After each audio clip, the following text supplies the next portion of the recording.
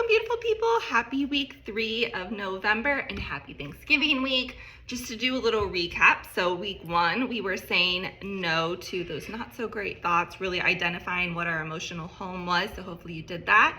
In week 2, hopefully you were blowing up your freaking routine. And I got a couple messages from some of you that it went really well and you guys tried some new shit and really found some things that were meant for you. So kudos to you. We are on week 3, which this week we're saying no to the invisible load, and we're going to get to that, what that is, in a minute. But if you know anybody who still wants to get in on this action, you think they would like the content, feel free to forward them the sign up link. They can still get in. We would love to have them. So what is the invisible load? It is all that like unnoticed things, the uncompensated work, the emotional, the mental load, that planning, that behind the scenes that keeps all of our lives and a lot of times our families' lives running. It can be those chores, the meal planning, the anticipating needs, homework, switching out the closets, planning the family vacations, planning the birthday parties, volunteering, date nights, managing others' emotions and feelings, don't forget that picture that your kid needs for the school. Like just literally all the things. Maybe coworkers need something. And oftentimes what studies show is this is the invisible load. It's all that things that happen behind the scenes that just magically get done by fairies. And what do you know? It typically falls on the women. Honestly, when I was typing the list, it literally exhausted me just having to type all the things. I was like, geez, please, I can't take this.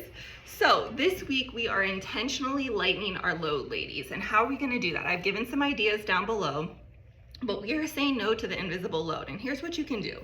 You can delegate, delegate, delegate. Now, I will be the first to admit that delegation is hard, but the power is in the practice of doing it, right? I always like to say a mantra that's done is better than perfect, right? I didn't have to do it. It's done. I don't have to think about it anymore, right? So really kind of hold that mantra this week. And practicing relinquishing control. A lot of times when we delegate, there's a control factor there, right? I sat this one and I try to practice what I preach, but this one is really hard for me, and I'll be honest with you. But again, it goes back to there is power in the practice. So just try to delegate just one thing. See how it goes, right? Maybe hold a family meeting or hold a meeting with your spouse or significant other, showing them like, hey, these are all the things that I do behind the scenes. Like, what can you take off my plate, or what can you help me with? Or maybe it's hiring somebody else. I mean, I've talked with other coworkers of mine. Some of these ladies have people coming in and folding their laundry. Okay, there's people like that exist.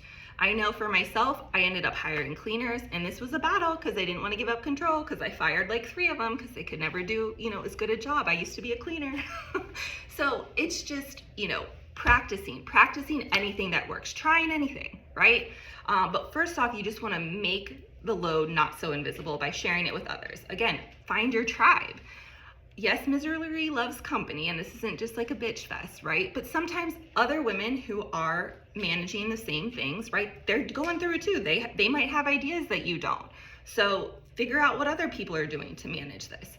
Another great option is meal prep planning. So one of my great friends, Simone, has a meal planning service where basically you get to pick all of your meals, and then it just curates a list, sends it to Kroger, and then you pick up your groceries. For 1 hour, you just prep all the meals for the week, and you're done. So it's saving you more time. So there's a 20% code down below. It's called More Time, that you can get her service for free. And takeout's not bad either. So these are all great suggestions on what we can do to lighten our invisible load.